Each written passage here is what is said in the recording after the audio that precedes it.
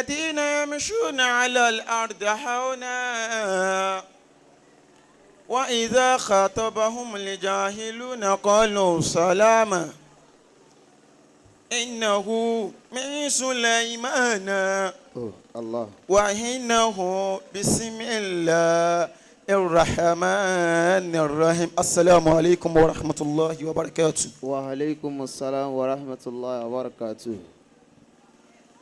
mo kí ìkàlẹ̀ àwọn àgbàlagbà mo fi bàbá kúkà mo fi kí kó wa. tahiyyatul yawma tahiyyatul ulama al-mustaqimuna fi naji sawil qurama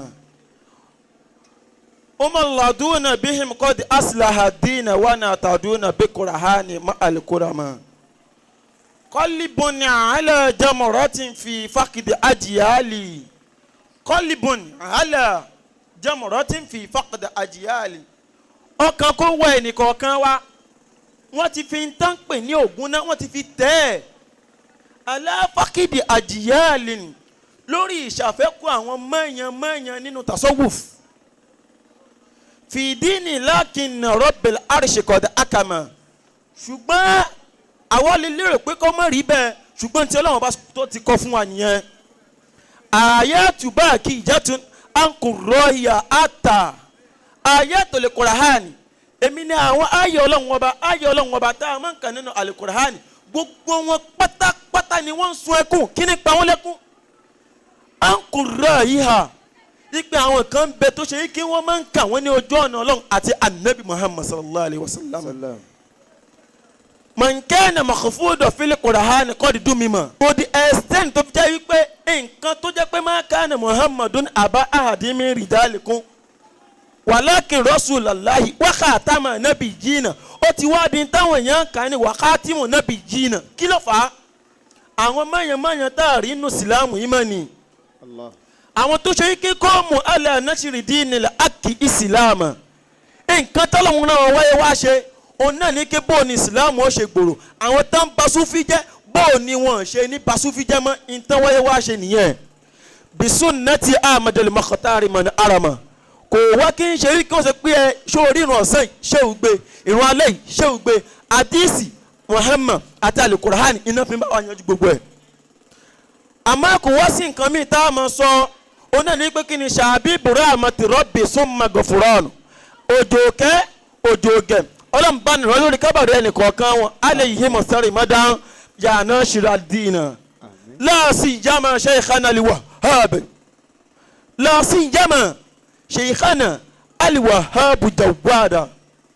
bàbá wa àgbà ń kókà ẹ bá mi ṣe radiyallahu ta'ala anhu. radiyallahu ta'ala anhu. kí náà pè ní Wahhab èyí tí máa ń bùyàn ní nǹkan ni tó o bá máa ń tán pè ní kókà lọ́dọ̀ àwọn olóyìnbó ẹ̀yìn tó máa ń dáná kúkà nǹkan tó máa dẹ̀ wá ṣèdẹ̀ ní tí bàbá ń kó gbogbo nǹkan tí bàbá ń kókà ṣe láyé kò sí tí ó dùn bẹ́ẹ̀ àfàwọ̀ ayatullahi nìyẹn.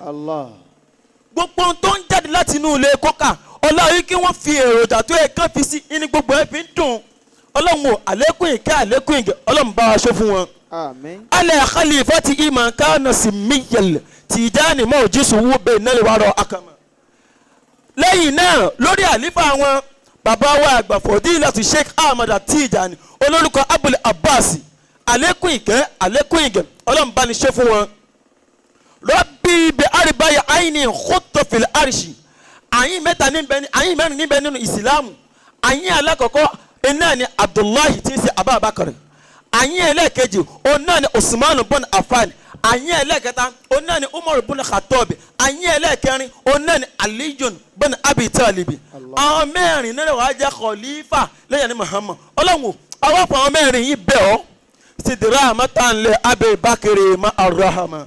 bàbá wa àgbà khalifa lóṣòdì ọlọ́run àlékún ìgẹ̀ bá ní ṣe fún wọn. ọlọ́run Muhammad Rasulullah àwọ̀ ìlera àmọ̀wé ìzáka Salimanu.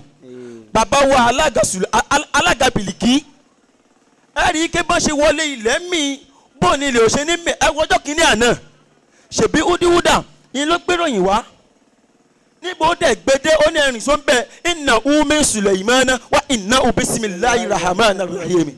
bàbá wa àgbà yìí àwọ̀ yìí tẹ́ máa sọ pé àwẹ̀ yìí nínú lọ́dọ̀ àwọn olùkẹ́wò nínú English ìyẹn ni pé wow wonderful àwẹ̀ yìí líra àmọ̀wé yìí dáàkà Salimanu bàbá mi àgbà mufti lọ́yọ̀ọ́ náà ni kí n sọ fún yín pé n tẹ́ ẹ wá ṣe fáwọn oníjọ́ kìíní àná níbi òkú ìyàwó àgbọ̀n Sàrùmí wọ́n ní ká bá wọn sẹ̀sùn olóore fún yín ni wọ́n ní ká sọ pé àwẹ̀ yìí líra àmọ̀wé yìí tó bá wù ẹ́ sọ pé àwẹ̀ yìí líra àmọ̀wé yìí ọ́lísà àmọ̀wé yìí tẹ́ máa pè é níra àmọ̀wé yìí alakatibu alibalimahiru ìnà tí ń jẹ́ bẹ́ẹ̀ milahi nasi aluta mi lankaza ní àmọ̀ bàbá mi àgbà ń sọ pé ká má sọ wípé àtọ́lọ́lọ́wù òmùrákà tó má sọ wípé ọlọ́run ó ní ká má sọ bẹ́ẹ̀ tá a bá sọ pé àtọ́lọ́lọ́wù òmùrákà ọlọ́run bá ní lọ́rẹ̀ ẹ̀mí rẹ̀ ókè ọlọ́run ti gùn lẹ́yìn tó lálàáfíà àmọ́ wọ́n ní ká sọ fún pé tahamilan ẹ̀mí gígùn àláfíà ara pẹ̀lú ìfọ̀kànbalẹ̀ kọ́lọ̀ ń bá ní ṣe fún yín ọlá Muhammad Rasulullah ya ayatallahi ya ojú bàtà dàrí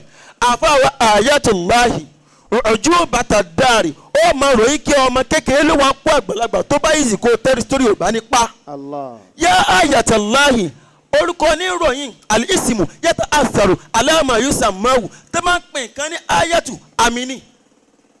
wọ́n wá wà ń kalẹ̀ wọ́n wá ń rí orúkọ náà wọ́n wá ń rìn lò yá ojú bàtà dàrí èèmọ̀ àgbàlẹ́jẹ̀ irú yín sọ̀wọ́n nínú ayé sùn bùsìrẹ́ kàfíìmọ̀ àwẹ̀ tàlíyà ọmọ fíìzà ìmọ̀ oríire kó mọ báyìí o fíìmù àwẹ̀ tàlíyà ọmọ fíìzà ìmọ̀ oríire tẹ́ ẹ kó láti inú ilẹ̀ bàbá mi àgbà ń kókà oríire kó mọ báyìí ọ̀pọ̀lọpọ̀ èèyàn ní òní ìfọwọ́balẹ̀ tó ní òfin lórí yín ṣùgbọ́n pẹ̀lú ìfọwọ́balẹ̀ yín lọ́ọ̀fin ní kẹ́ ẹ rí oríire bẹ́ẹ̀ láfúdọ̀ fúkà wàhálà tẹ́símítìkà àdáhù wọ́n ní pé ọmọ aráyè ò ní wẹ́nu yín o ẹ ti mọ̀ ọ́ sọ ìntẹ̀fín ní mọ̀ ọ́ sọ mọ́ ọlọ́mọdé ó ṣẹlẹ̀ sí yín o ọlá Muhammad Rasulullah wala tashmitika àdáwò ọ̀tọ̀ òsì nírẹ́yìn yín bisu ratili mólíkì wálé ìkìláàsì láàkọlàmọ̀ wọ́n ní ká pẹ̀lú súrátùlì mólíkì ọlá tí ń bẹnu súrátùlì mólíkì ńlá fi tọrọ fún yín wàlí ìkìláàsì àti bisimilayi kuli wàlláhu láàkọlàmọ̀ kìí ṣe súrátù kàlámù subhana rabbika